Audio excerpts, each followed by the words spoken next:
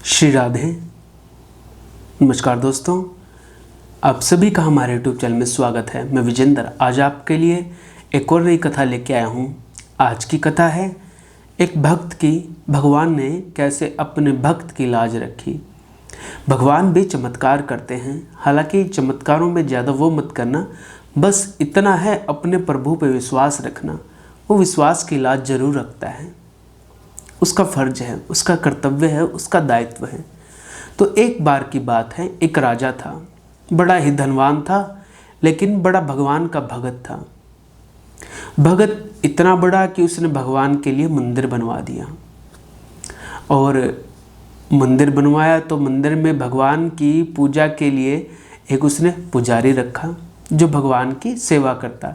बिहारी जी उसने अपने भगवान का नाम रखा। बिहारी जी श्री कृष्ण थे तो बाके बिहारी से बिहारी जी रख दिया। वो पुजारी दिन प्रतिदिन उन बिहारी जी की सेवा करता बड़े भाव से। राजा तो भगत था, मंदिर बनवाया, लेकिन पूजा सेवा के लिए पंडित को नियुक्त किया। लेकिन पुजारी मंदिर नहीं बनवा सकता, लेकिन भगवान को बड़े प्रेम से, बड़े भाव से भोग लगाता, स्नान करवाता, सेवा करता था। अब राजा का एक क्रम था। राजा क्या करता, सुबह स्नान करने के बाद अपने सेवकों को एक माला देता था।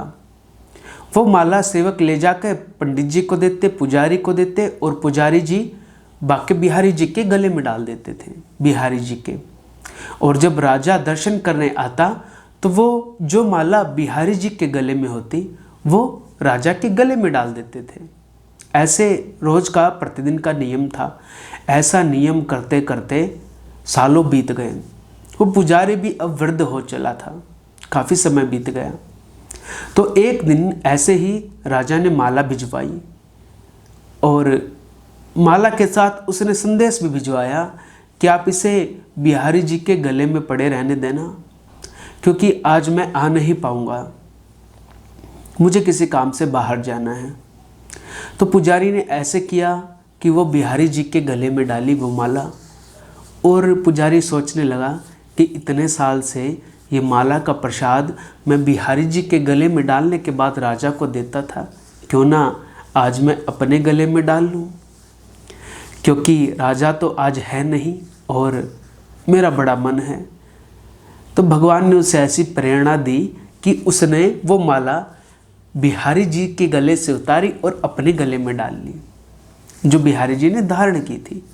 तो भी राजा का एक सेवक भागा भागा आया कि राजा का जाना कैंसिल हो गया है, राजा मंदिर में आ रहा है।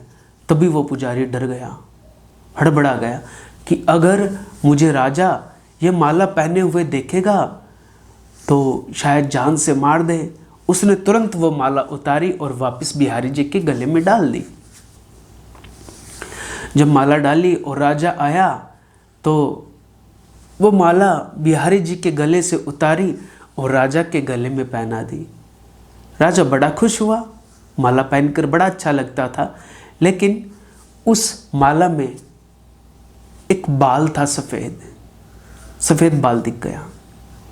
राजा को बड़ा क्रोध आया, बोला पुजारी क्या ये माला तुमने पहनी थी? बोले नहीं राजन, मैंने तो नहीं पहनी। झूठ बोला, क्योंकि सच बोलता तो मार देता राजा। उसने कहा अच्छा, तो ये सफ़ेद बाल कहाँ से आया? मुझे लगता है ये माला तूने पहनी थी। उसने मना कर दिया कि ये माला मैंने नहीं पहनी। फिर पूछा ये बाल कहाँ से आया, तो ये तो बता। उसने कहा ये बाल बिहारी जी का ही होगा। राजा को अब और गुस्सा आया, बोले अच्छा, बिहारी जी के क्या बाल सफ़ेद हो गए हैं? पुजारी ने हाँ भर दी। बोला एक काम करता हूँ, कल सुबह जब तू श्रृंगार करेगा मैं दर्शन करने आऊँगा बिहारी जी का। अगर बाल सफ़ेद नहीं मिले तो तुझे मैं फांसी पर चढ़ा दूँगा। राजा ने ऐसा कहा और बोल कर चला गया बड़े गुस्से में। अब तो वो पुजारी बेचारा रोने लगा, हे प्रभु, मैंने तो माला ही गले में डाली, इतना बड़ा क्या अपराध किया कि कल सुबह मुझे फांसी पर जाना पड़ेगा। प्रभु, आपके भक्त की लाज आपके हाथ में है, आप जैसा करें, आप जैसा करना चाहें। सुबह हुई, पूरी रात वो पुजारी ऐसे ही एक पल भी नहीं सोया। बिहारी जी को एकटक निहारता रहा, रोता रहा कि कल से मैं आपकी सेवा नहीं कर पाऊंगा क्योंकि राजा मुझे फांसी पर चढ़ा देगा, और मैं तो जानता हूँ, आप भी जानते हैं, ये बाल तो मेरा ही था। तो सुबह हुई, राजा आया और पुजारी जब श्रृंगार कर रहा था तो राजा ने देखा कि बिहारी जी के सभी बाल सफ़ेद हैं। राजा को बड़ा आश्चर्य हुआ। उसने कहा, क्यों रे पुजारी, तूने ये बाल रंग दिए ठाकुर जी के आज केवल अपनी जान बचाने के लिए? पुजारी कुछ नहीं बोला। कहा, नहीं नहीं, मैंने ऐसा कुछ नहीं किया है, आप खुद देख लीजिए बालों को हाथ लगा के। अब राजा ने बालों को हाथ लगाया तो शक हुआ। उसने क्या किया, एक बाल पकड़ा और पकड़ के खींच दिया, तोड़ दिया ठाकुर जी का बाल। अब जो सफ़ेद बाल ठाकुर जी का टूटा, वहाँ से रक्त निकलने लगा। जैसे ही रक्त निकला, बिहारी जी को दर्द हुआ। बिहारी जी ने कहा, अरे राजन सुन कान खोल के, वो बाल मेरा ही था। तू केवल मुझे आज तक मूर्ति मानता रहा, तो जा, तेरे लिए मैं आज से मूर्ति ही हूँ। इतना श्री विग्रह ने बोला और श्री विग्रह बाके बिहारी का चुप हो गया। राजा बड़ा शर्मिंदा हुआ। पुजारी रोने लगा, प्रभु आपने अपने भक्त की लाज रखने के लिए आज आपको बोलना पड़ा। इस तरह से भगवान ने उस पुजारी की आज लाज रखी है। राजा शर्मिंदा होकर वहाँ से चला गया।